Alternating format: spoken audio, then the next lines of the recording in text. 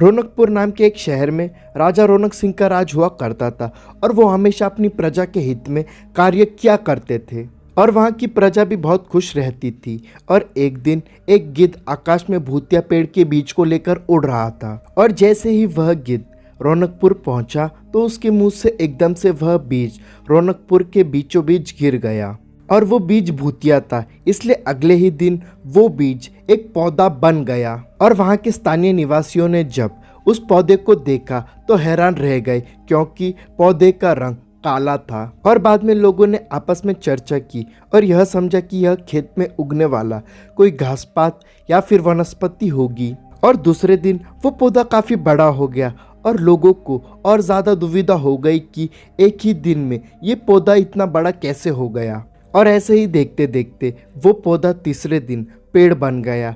अब समय बीता और लोग भी तेजी से बढ़ने वाले पौधे के बारे में सोचकर परेशान हो रहे थे और वो इस मामले को राजा के पास लेकर गए। और इस बात का पता चलते ही राजा तुरंत उस जगह पर पहुंच गए। और राजा को जैसे ही पता चला कि एक काले रंग का पौधा 3 दिन में पेड़ बना है तो वो भी उस पेड़ को हैरानी से देखने लगे। और फिर इसके बाद चौथे दिन जब राजा उस पेड़ को देखने के लिए गए तब वो पेड़ और भी बड़ा हो चुका था। और अब वो पेड़ इतना बड़ा हो चुका था कि किसी को भी यकीन नहीं हो रहा था। लेकिन राजा समझ गए थे कि इस पेड़ का रंग काला है, इसमें जरूर कुछ जादू टोना होगा। और इसी सोच के साथ राजा ने घोषणा कर दी कि जो भी इस पेड़ को खत्म करेगा उसे वो इनाम के तौर पर 1000 सोने के सिक्के देंगे। और यही नहीं, राजा ने यह तक कह दिया कि पेड़ को खत्म करने वाला व्यक्ति मेरी मृत्यु के बाद मेरी राजगद्दी पाने का हकदार भी बनेगा।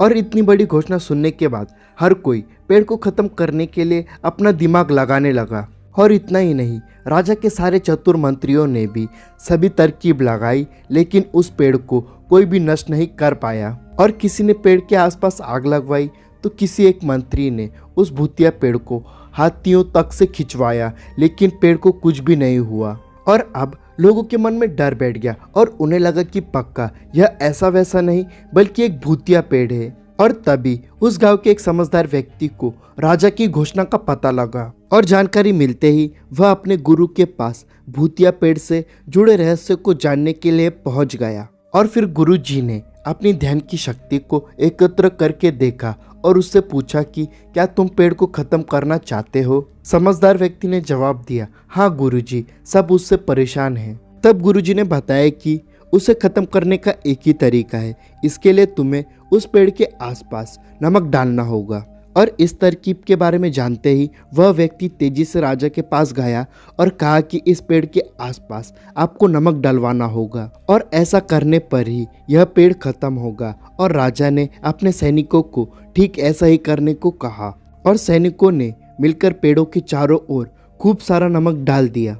और नमक डालने के एक दिन बाद ही पेड़ का आकार कुछ कम हुआ और होते होते 5वें दिन तक वह पेड़ का आकार एकदम छोटा हो गया। और फिर उसके बाद गलकर वो गायब भी हो गया। और उस व्यक्ति की तरकीब काम कर गई और राजा ने खुश होकर उसे इनाम की 1000 सोने की मोहरें पहले दी। और फिर उसके बाद एक पत्र दिया जिसमें लिखा था कि वो राजा के मरने के बाद उनकी गद्दी को संभालेगा, जिसके बाद वह समझदार व्यक्ति खुश होकर अपने घर चला गया। यहाँ तक वीडियो देख रहे हो तो चैनल को सब्सक्राइब करना और वीडियो को लाइक करना और स्क्रीन पर दिख रहे वीडियो को जरूर देखो।